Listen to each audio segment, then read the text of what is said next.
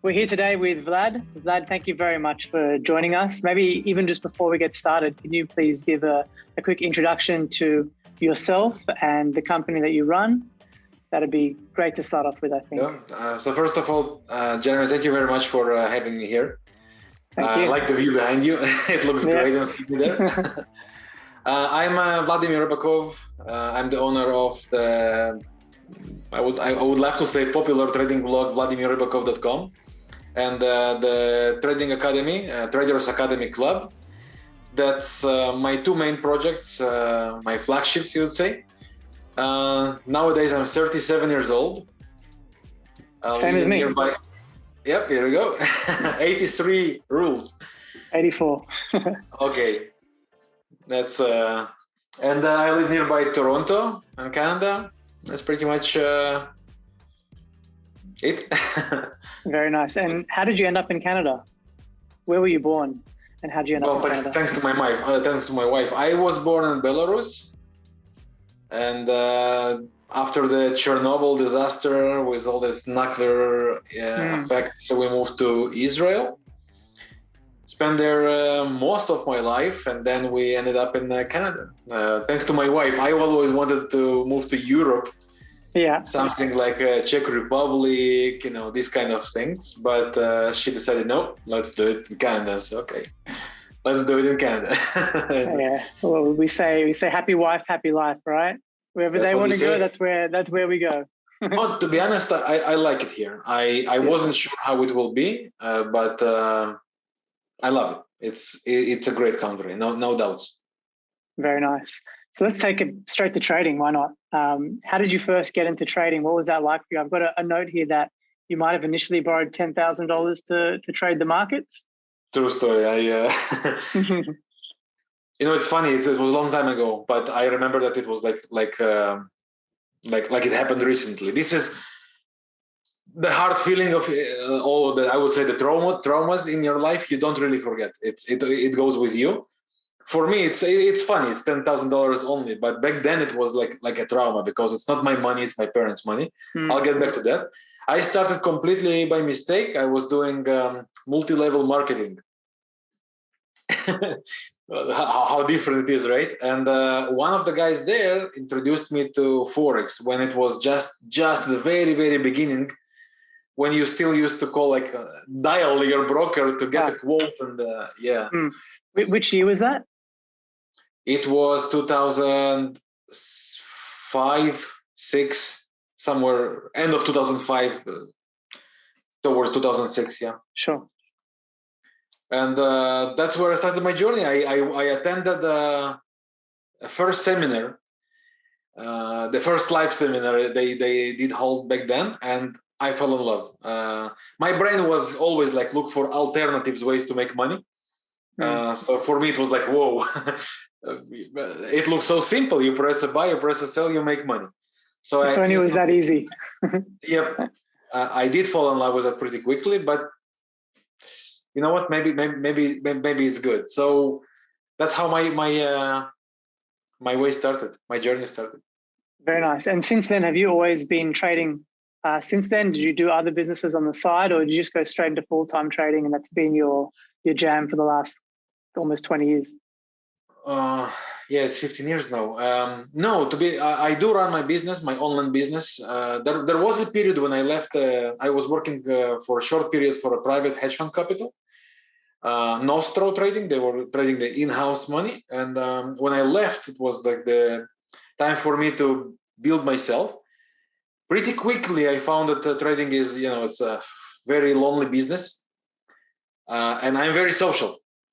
So for me, all these kind of you sit, just you, four walls, some music in the background. It sounds great, but on the other hand, it's very lonely. And I'm not this kind of person that can deal with that too long. So I met who today and until today who are my partners for many years now, and we decided let's build a brand together and do online business. And to be honest, I'm thankful for this opportunity because such a business in this industry keeps you sharp. I have to perform. If I don't perform, There will be no reputation in front of me. There will be no clients to follow me. So I have to do my best, and for me, it's a great help. Sure. It's interesting you talk about that. Trading is a bit of a lonely venture. Have you ever used Discord before or seen our Discord room? Can you please repeat? It was a freezing in a second. Yeah, sure. It's called Discord. It's a platform where you can chat to different people. No. So I feel the same way. When I first started trading, I was by myself with my cousin, who's actually the partner in the business, Alan Ben Sion. And yeah, we started going onto internet forums and speaking to people over there. So I've always been kind of like a social trader, not in terms of copying people's trades, but more in terms of like aligning myself with other traders and mentors. So we've got our own Discord where our clients hang out with our team. And it's a really nice place for them to, have a place to talk about trading, talk about markets, and not just have their four walls around them. So I'll send you a link to it after. You can check it out. Never be lonely again. It was a pleasure. I guess I'll have to install some, but I'm running my groups in Telegram. For sure. Okay, cool. Yeah, it's similar. Telegram is more like a one channel, whereas Discord, you can have all these different voice rooms and you can share your screen and you can have different channels for different things. So you can really structure it how you like. And maybe I can help you potentially structure your own Discord and take it from Telegram to something a bit more multifaceted, but we can talk about that after. So when you first started trading, what products were you trading back then? And are you still trading the same products? Have you expanded?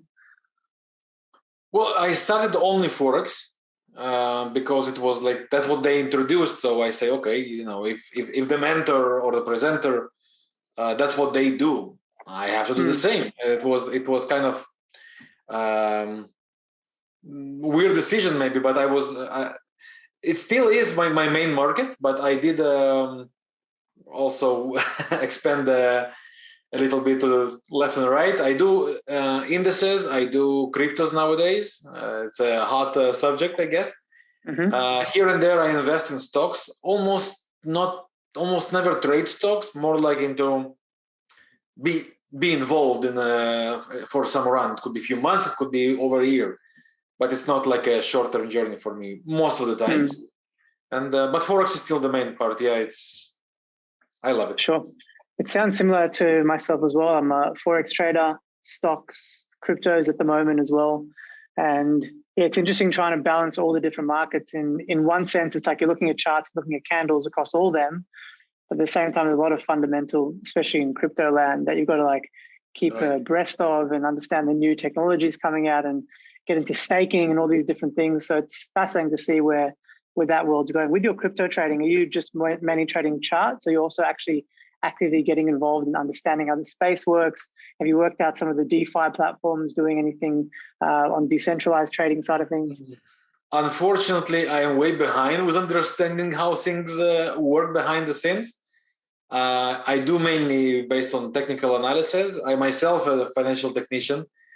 So for me, this is kind of a natural field to be involved, right? The technical analysis.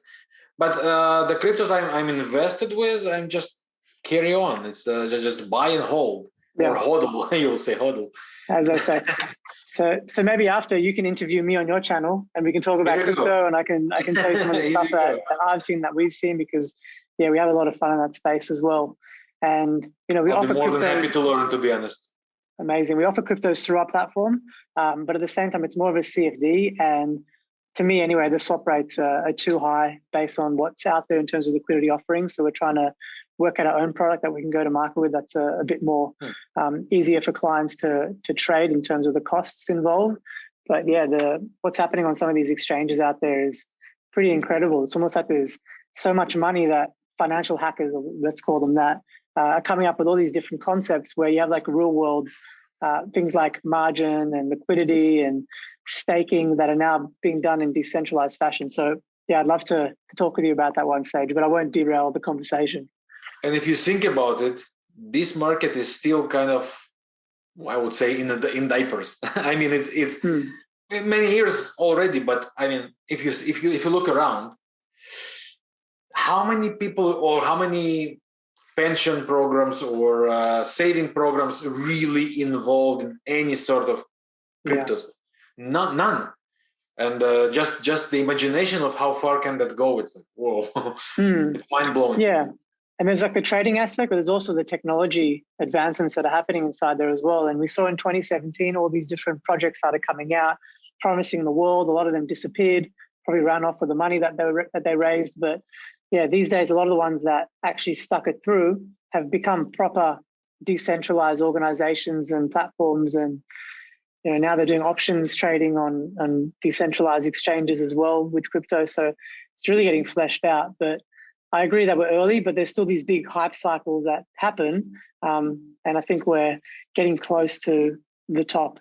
So we'll see where it goes, but this bull run can't just go parabolic forever. And if anyone's listening, you got to make sure to, protect your profits, save your chips, and be careful, especially at this stage. We all remember how it was in 2017, right? When this rally looked unstoppable, and yet stopped for about 3 years.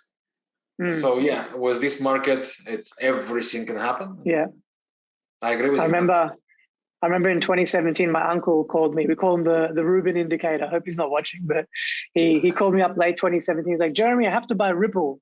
And I'm like, what's Ripple? He's like, I don't know what it is. I have to buy some. And I wish, excuse me, I wish I use that as my indicator to the top of the market, because that's really what it was.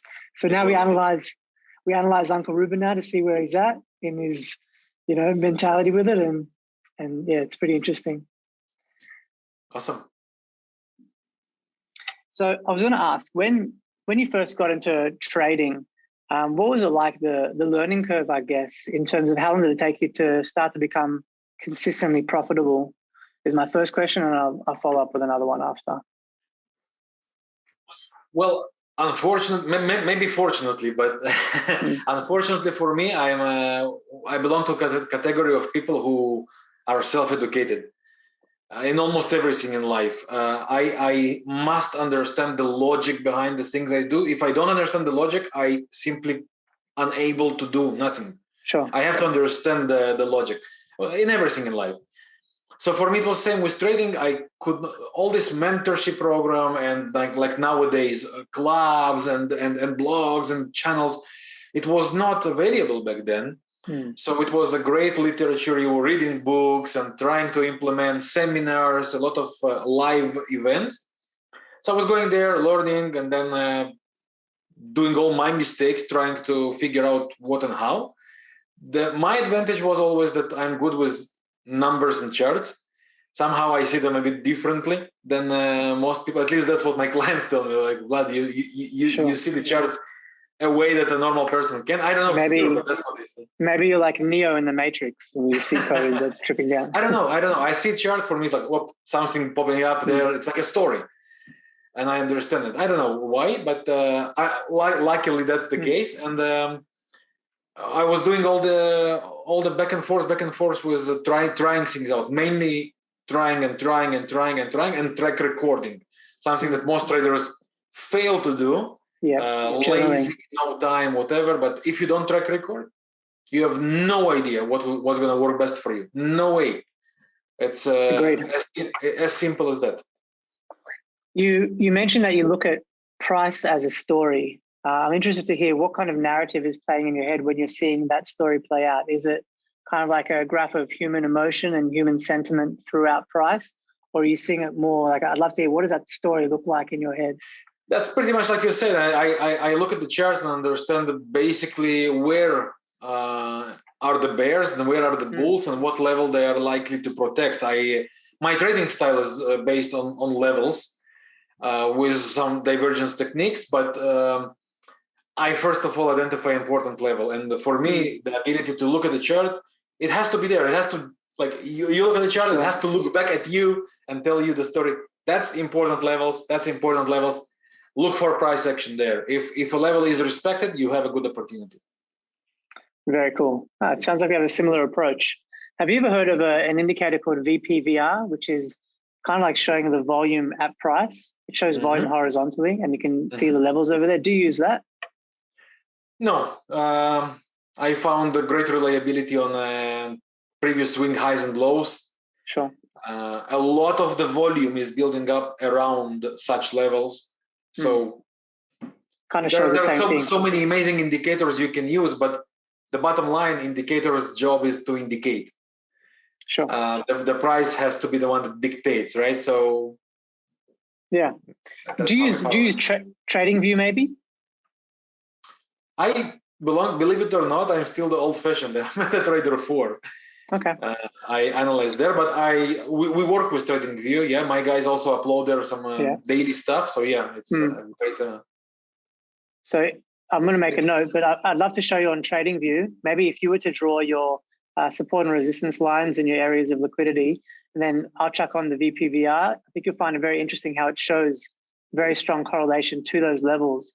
No doubt. It's pretty cool. But you're right. If you've got one way of seeing it and you have another way, then you don't really need an indicator when you can just draw lines at these levels. All the indicators are based on the price.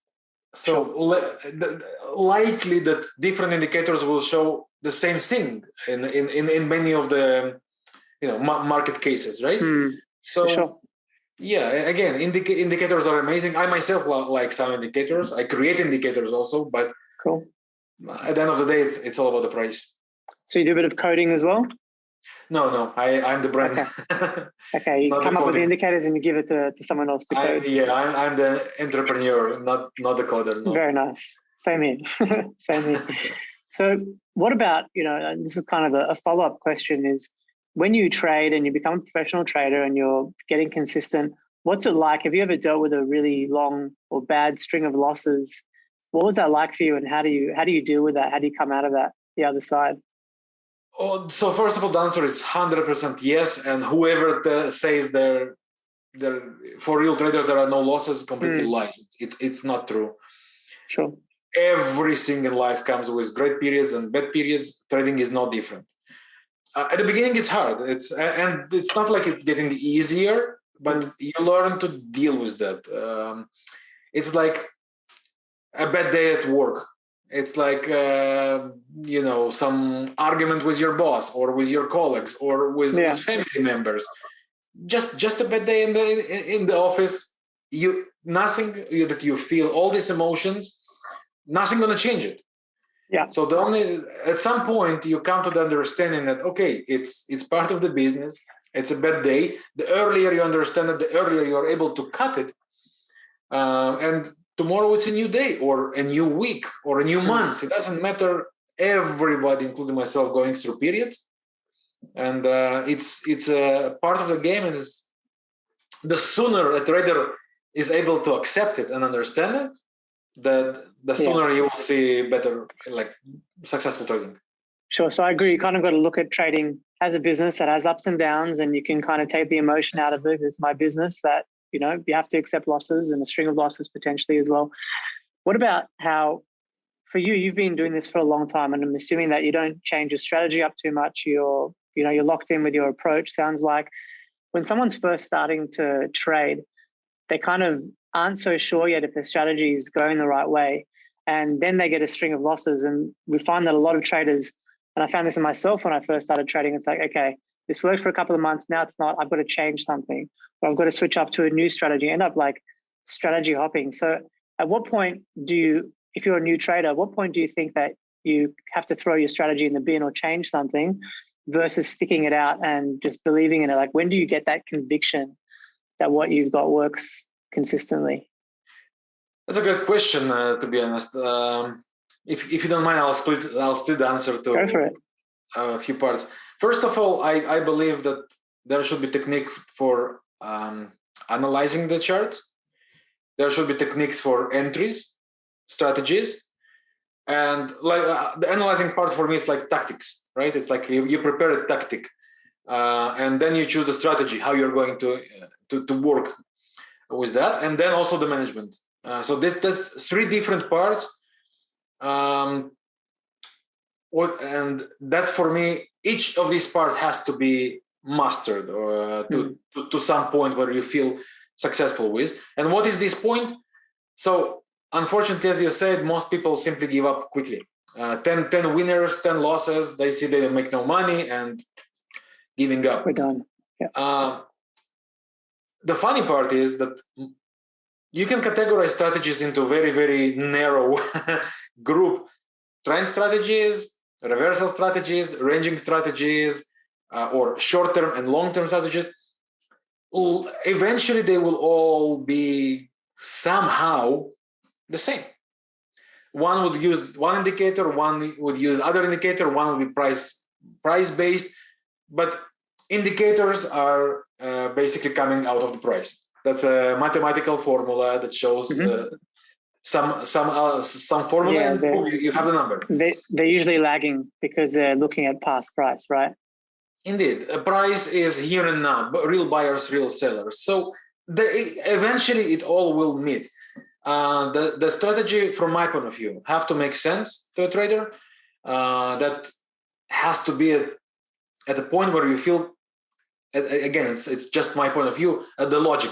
You understand the steps. It's not like just rules. Here is a moving average crosses each other, you buy. No, it doesn't work this way. You need to understand what's leading towards this moment, that why it's crossing, why now, what's happening behind there. The higher time frames have to be with you. Multi-time frame analysis, synchronization, make the whole thing like more reliable, right? And all these little differences, that's unfortunately what people misunderstand or fail to understand consciously. And again, strategy, you have to be comfortable with what you do. You have to understand the logic behind what you do, and you mainly have to track record it. I mentioned it before. If you don't track record, you have no idea what can work for you and what not. For sure. Because you also are not able to put all the valuable data on paper, like what are the best time frames, the best time of the day, the instruments, the entry criteria, the exit criteria, etc., etc., etc. All these kind of things. Our brain is unable to remember all that. If it's not in front of you, you're unable to use the data and know what really works for you and what not. So everyone that's listening, we hear this time and time again from really smart traders that we're interviewing on this platform, and they're all saying the same thing: journal your trades. It's so important, and 100% I agree. Especially if you've got like a manual strategy where you've got your set of criteria and when you're getting in and getting out, then you've got a solid strategy behind you. Journal it, and what I like to do is make a few different. I use Evernote, and I have a few different sections inside there. One is for when I take the trade. One is like during the trade, how I'm feeling through it as well. And then the other one is winners and losers. And if you categorize them that way, you can quickly go and look at all your losers in one section and say, okay, this is where I'm going wrong. Is there a pattern here? Or all my winners, okay, there's something over here that I got right. So 100%, I agree with what you're saying, and I hope people are listening and will take heed. And what else I'm finding interesting is, when I first started in trading, it was always like find the next indicator, follow the next strategy on Forex Factory or the different forums, whatever it was. Is going back 10 years now. But the more I'm hearing it from people like yourself, and what I'm seeing for myself as well, is you got to keep it simple. It's like exactly that. It's multi-time frame analysis. It's using simple support and resistance lines, understanding how a trend is structured, getting good risk to reward in your trades, finding liquidity zones to take your trades off, understanding how price is made up of people and what they're thinking at different places. People think that they have to go and work out what the next best indicator, the next holy grail is. And it really isn't that. It's actually super straightforward, but you only really can get to that point once you understand that it is a simple premise at the end of the day, and you've got to keep it simple. And I'm not just saying that from my own experience. It's listening to people like you all saying the same thing. It's kind of like a running theme now. It's 100% true. And it's from my point of view, it's in everything in life. Take, I don't know, working out gym, for example, right? It's the same. How many products are there online? Like million of products, supplements, and now they have all this equipment because of the lockdowns, right? Now everybody comes up with some equipment, but eventually they all serve you to do the same. If it's weights, if resistance. I mean, keep it simple. Keep your body working. In that case, your trading working, your strategy. Yeah, that's it. You're right. I keep it simple. My gym strategy is not go to the gym, and I still got this little muscle here, so we're doing good. All right, let's take it back to really when you first kind of founded the Forex Signals. I believe it was in around 2010. Was that a signal service, or was it more providing education, or both? It was more focused on the signal part, but also the educational. I love explaining what I do. Kind of for me, it's I feel myself a little bit lucky because I have the ability to explain something in a very simple language. As I mentioned at the beginning, I never finished the university or anything like that. I'm a very simple guy. I come from self-educated trader, and I come from the place like, I'm not any sort of genius to do anything. So my words are simple. My world is very, very simple in trading. So I enjoy this ability to present and to explain. So I couldn't give up on the education. It was mainly signals. Then we took it to the trade the copier. And with all the changing regulations and all these kind of things, we decided to step back from that. I was thinking to get a license of be like a licensed fund manager, but I decided that's not what I really interested to do. I never felt, I would say, comfortable trading someone else's money. So I said, no, it's not what I'm going to do. And instead of, I went and I got my license as a certification as a financial technical analyst. And after all the regulation and these changes, and as I got my papers also certification, I decided that my focus is going to be on the educational part.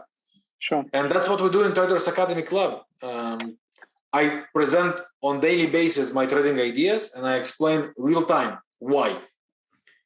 Why am I looking at this for buys? Why for me it's a good trigger for buy or for sell? I'm not going to tell you enter here, exit here. I'm not here to trade for you.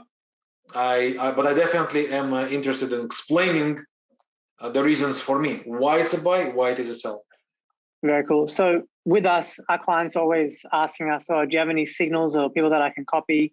And for us, our approach is no. We believe that traders should learn to trade for themselves and actually understand how the markets work and operate and get a strategy behind them where they can learn how to trade. Because if you have a trading signal from someone else, you're giving that responsibility to someone else. And from what we've seen, a lot of them don't work out over the long term. I think it's very rare to find an FX strategy from 5 years that people have been copy trading that still works successfully. I think, even with us, we funded probably 20 different traders over the years ourselves. And there was only one, unfortunately, passed away recently. It was a very good friend of ours. And this guy was an amazing trader, and it was automated trading, but it wasn't just a robot that he just set and forget. He actually went and adjusted based on market conditions and kept it going. So we've now got mentor rooms where our clients are learning how to trade underneath the mentor. And I think it's great to have people like yourself that people can learn from, because if someone's got a long-term track record, and it's not so much about seeing their results, it's actually more about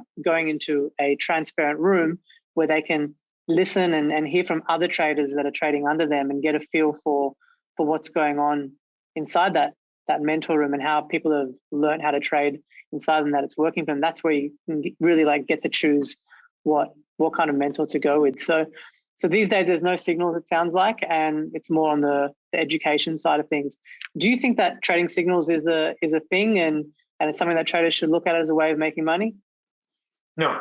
And for one reason, not because signals don't work. I know some channels that really work, but the thing is that once you follow someone who tells you what to do, there is always the gap between what he does and what you will do. Because a trader can open a trade position at 12 a.m., 5 a.m., 3 a.m., or 4 p.m. Trader, it's completely randomly based on the market. We don't have a schedule, or we can't force the market. Oh, now it's 9 a.m. Give me a buy or a sell. It's not working like that. People fail to understand it, unfortunately. But so the trader can open a position at any time until he delivers you the signal, until you go onto your platform, you implement the trade. And then same with the update of the position. If he decides to cut the trade somewhere in between and you are in a meeting or you are sleeping or you are doing something, you miss that.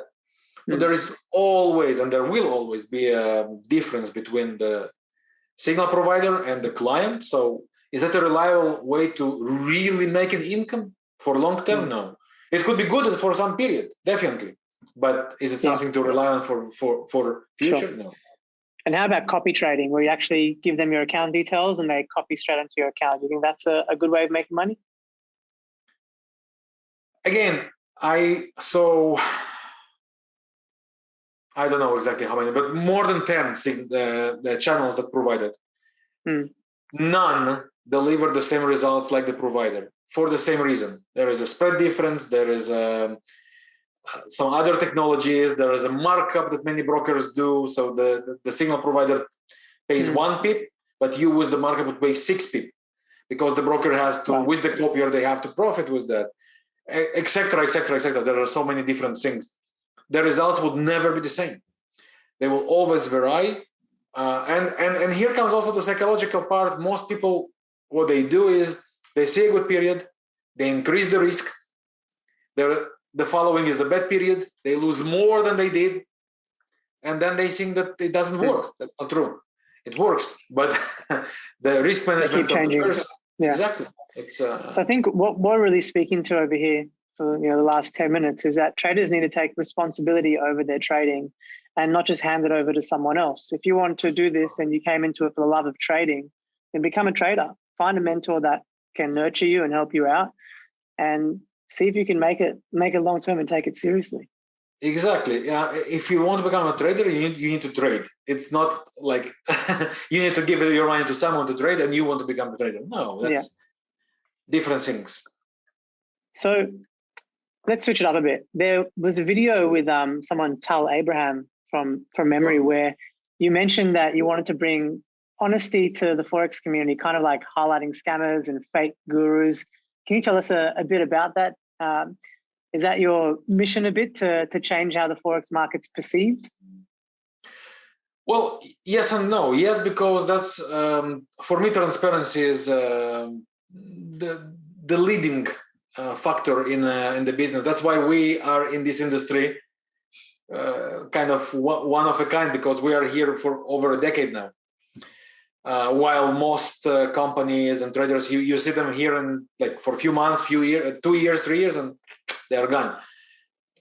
So yes, I am here to show the truth as is, the hard truth. I'm not going to make a lies or like build some dreams for you or build my story on complete lies, because it's not worth it. As I say, you build reputation for over a decade, you ruin it in over 10 seconds. Correct. So yes, for me, showing the truth on the market, showing the truth about the industry, about people is very important. And not because I thought maybe back then I thought I'm going to focus on that, trying to catch these scammers. Honestly, I found it like not worse, because it's like trying to find the fake reviews in Amazon. It's a mission impossible for one person or for a small team. These things always exist and always will be in the market, in every industry, and trading is not different. If it's not one scammer today, there will be another scammer tomorrow. So I prefer to show how to understand who what is to look for.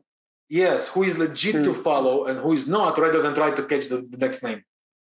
Interesting. So have you ever had anyone kind of come after you for the stuff that you put out there, or any backlash for that when you're exposing the truth?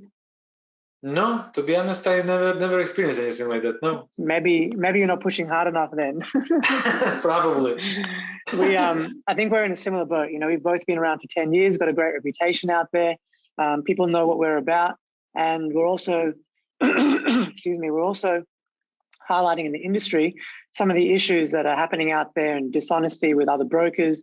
We don't go out there naming names or anything, but we're really going and exposing and shining a spotlight on some of the practices that are happening out there with B-books, and made a 10-part YouTube series. And now all of a sudden brokers are calling us up and, sending us sending us legal letters.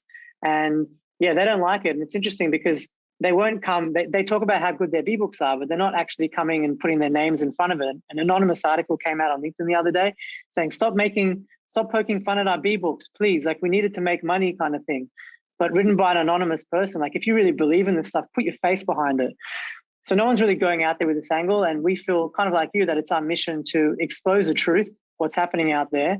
And we're not going to make many friends from it. But at the same time, we are people over profits, whereas the B-book is specifically profits over people. That's literally what it is. So we won't go into it too much today, but I find it interesting that we're both kind of on the same page, fighting the good fight and talking to people about stuff that they're not hearing elsewhere. Because at the end of the day, it's exactly like what you're saying. It's not so much about saying this one's doing this or this one's doing that. It's more about giving them the tools to understand how they can find out if their broker is a B-book, or how to find out if their guru is full of shit, right? Exactly. Yeah. Well, so keep your word, guys, because this is very important for the industry.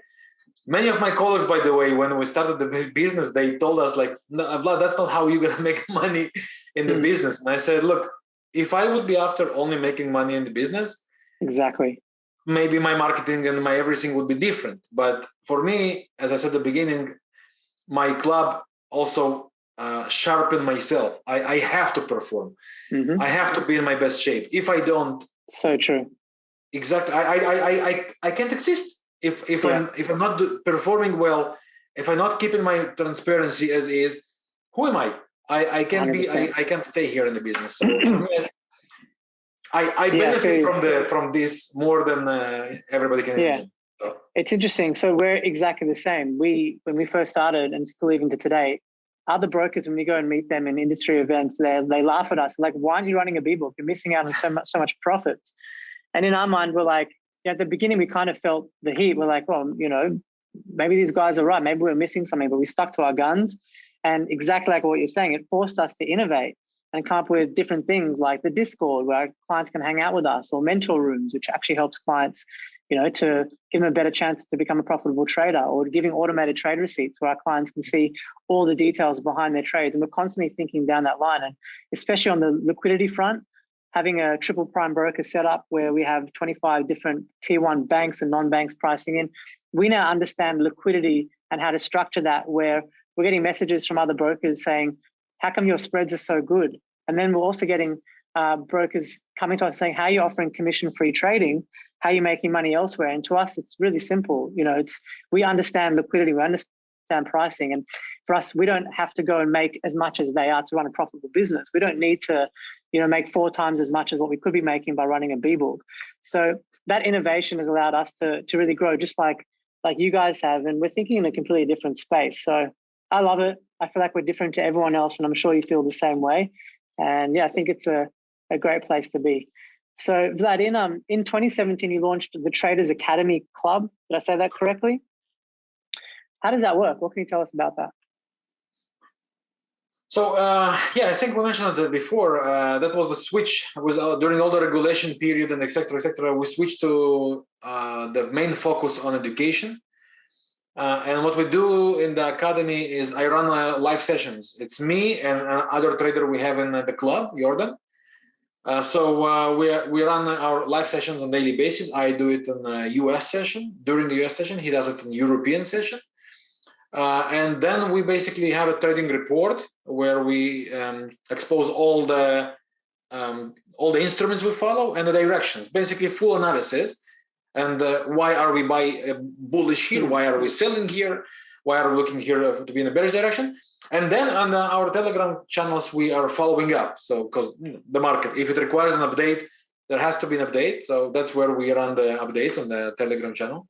And that for me, as I say, my goal is to show trading in real time with full transparency. So as things happen, what validates a trade, what invalidates a trade, for a good and for a bad, because that's market. There will be profits, there will be losses, and people have to learn how to deal with that real time. So sure, that's my focus there. And what are you teaching people? And maybe you can talk a bit more about your strategy that you teach, or have we already kind of touched on that? And it's as simple as just multi-time frame analysis and some support and liquidity zones. What else can you tell us about that? Well, for me, it's simple. For new eyes, it could be like, oh, that's complicated. The multi-time frame analysis, that's my main leading factor here. I am doing based on cycles. I'm working with Fibonacci expansion to find specific combination of Fibonacci expansions. And then I verify the levels, previous swing highs and lows on higher timeframes. And I'm matching. If different timeframes bring me to the same conclusion, that basically for me, it means like different scales of money or flow of money, because the money on 4-hour chart, the money in the weekly time frame is completely different. The money involved during like 3 years of trading or 3 hours of trading, it's completely different. So when you match different periods of money flow and the specific levels and it matches, then that my analysis completely, then I go to strategies. My strategies are based on divergences. And all the rest is completely the same. I look for some trendline breakout, some lows breakout, the trending structure, higher highs, higher lows.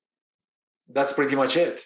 But I'm a big fan of implementing divergences into the multi-time frame analysis trading. Yeah, again, very similar to my approach. Maybe I've got to come and join your room and learn a few tricks. With a big pleasure. So how about for anyone listening, what can you tell us about how can they verify the quality of the training inside the room before they join? Is there a free kind of couple of weeks so they can check it out? And what does it cost to join your room as well? The cost at the moment is $297 a year. We decided to keep it simple. I said it before, I'm not here to make any fortune out of my members. I'm here to work with my members. I have members that are with me over a decade with different projects, and they are in Traders Academy Club since day one in 2017. Wow. So we are about 500 people in the club right now. Okay, wow. And yeah, it's a big honor, really. Big honor to be able to talk to these people. Of course, not everybody is active online. Most people are like the quiet viewers, right? They watch, they never say nothing, just enjoy, and that's it. But it's a big honor. I met a lot of friends for life thanks to that's my the best activity. Part, right? It is, no doubt. And how? Yeah, sorry, go on. Yeah, that's. I was going to ask, how do you manage training up 500 people at the same time? Is it like an economies of scale where at some point it's just too much, or is it still possible to look after all them kind of individually and collectively? At some points it does feel like too much, especially when some people have conflicts. Everybody has different political view, or some, especially now with the COVID. That's a full-time job. That's a full-time job managing that. Sometimes I find myself like a policeman. This is the part I dislike, to be honest. But it is what it is. Nothing comes only with the fun. Sometimes it balances itself. I like it. For me, the most important part, as long as I like it, I do that. At the moment I want, I'll stop. Have you got any of the people that you've trained up that can kind of already have joined you as kind of like ambassadors or moderators that can help you with that side of things? You mean out of my members? Yeah. Well, the guys that work with us are all my students, and gotcha. Only in our support team, some people that were not trained by me, but by our guys. Yeah. Some other students I also work with one-on-one with some students, but that's mainly for those who wanted to trading for a living. That's the focus. Luckily, and I'm knocking on the wood here, I have 100 success stories already behind me. Different types. Many people just making extra income but stable. Some other guys work in the industry. And I have 3 guys, I think. 3 guys. They run own hedge fund capitals company, which is amazing honor for me. Yeah. So they learned from you and then started working at hedge funds. And they sound like they're the standout success stories behind what you've taught. Correct. That's huge. And have you got video interviews with these guys and that anyone that's watching could see? With some I did, but again, for me it's more like relationships, right? It's not like just showing off and making some, look guys, you see this guy, blah, blah, blah. I'm not here to build up some story out of it. It's realistic. It's relationships between us. As I said, I made friends for life all around the globe, and this is so much more important than anything else. That I value that, and for me, it's amazing. I just find it fascinating to hear from someone that's learned under a mentor and then has moved into the hedge fund side of things. I'd love to hear what that story was like. I did not expect it when I started. honestly. It was a big dream. I did not see that coming, but proudly I can say it's we made it. Amazing. That's awesome. Do you spend much time teaching trader psychology and mindset? No. This subject always comes back to me. I probably should, but maybe due to I don't think my English, first of all, is on a level where I can talk pretty good. Thank you, pretty good. But it's just fine. not to talk such deep levels like psychology and maybe because this is like more tiring subject. Because it's you repeat yourself over and over and over. The psychology doesn't change; it's always the same. While the setups on the charts, they vary, right? The things happening, market changes. You always have something new. Psychology is always the same. Maybe it's a little bit boring for me. I probably should put more on that, but no, I don't know too much. All right, cool. Look, I've got so many other questions over here, but I think we've almost gone for an hour anyway. So, right, it's flown past. I was going to say, guys, if you're watching and you want to follow up with Vlad, a follow-up interview, just leave it in the comments, because I got a lot of other stuff here about FTMO and prop trading, and there's a few other questions here that we can continue this. So if you want to hear more, leave it in the comments. Maybe Vlad, I'll put it to you. Do you have any questions maybe about Global Prime, or any other questions that you'd like to talk about today? Well, I really would. You mentioned you guys also have the Discord, and that you are exposing the activity of the brokers behind the scenes. I would really love to hear from you. What is the kind of the leading concept or the leading guideline of Global Prime? Like, where are you heading? What's your goal? So the leading concept is that most brokers, most FX and CFD brokers out there, they profit from client losses by running B books, which most of our clients know about. I'm sure you might be familiar with it as well. And is the B book inherently evil? There's like a whole thing that you can unpack over a big series, and we're looking to debate this with the industry. Unfortunately, they don't really want to debate it back with us because they're very secretive about what they're doing, and they kind of hide behind, and they're not really honest about their models. Like if you go and ask, so we've developed 7 questions that anyone can ask their broker's compliance department, and they're very pointed questions with yes or no answers. And if you send it to these compliance departments, they don't write back to you because they're hiding something. Otherwise, they'll be able to say yes or no, like we can very easily. So to us, in the last 10 years, what really has innovated inside the FX industry? Nothing, because that's where the focus is. It's just about marketing and bringing people into what really is a casino, of giving them high leverage and letting them come through the door, and not spending much time on educating and helping them out or whatever it is. It's just churn and burn kind of thing. And we think that if the industry focused more like we do on the clients and actually helping them out, because you're not profiting from their losses and that's where you're focusing, then everything changes. And we just want to keep pushing that narrative internally with us and what we're doing to always focus on the client. It's people over profits versus everywhere else, which is pretty much profits over people. And I could talk about this for days. We've got a 10-part YouTube series. I might put a link to it under the video. You're more than welcome to watch it as well. If you'd like, I can join. We've done this before with Etienne, is another amazing trader, where I join on a video interview, or you can interview me about this and come up with your questions. And I'm an open book, so is Global Prime. So if you really want to probe us about our model and how we do things, and how we see the industry and how we see it transforming, it's a whole nother conversation altogether. But yeah, the main point is that we do right by our clients. And we can be transparent with our clients because we're not hiding anything. So we can show them trade receipts showing which banks are in their trade, plus all the other details that come along with it. We can have a Discord where we can hang out with them. That holds us accountable to our clients. If a client has an issue, they can jump into the Discord in front of 5,000 clients that are in there at the moment and say, Global Prime did this to me. It doesn't really happen often because we're very good with our clients. But I'll give you an example. The other day, their account took too long to open up. So he came in there and started really writing negative and saying all these things. And we were able to talk with him in front of everyone and bring him back down, his emotions back down, and showed in front of the community that we can handle these situations. We're not scared to talk about this stuff. There's nothing to hide for us, where the rest of the industry is hiding behind their B-books.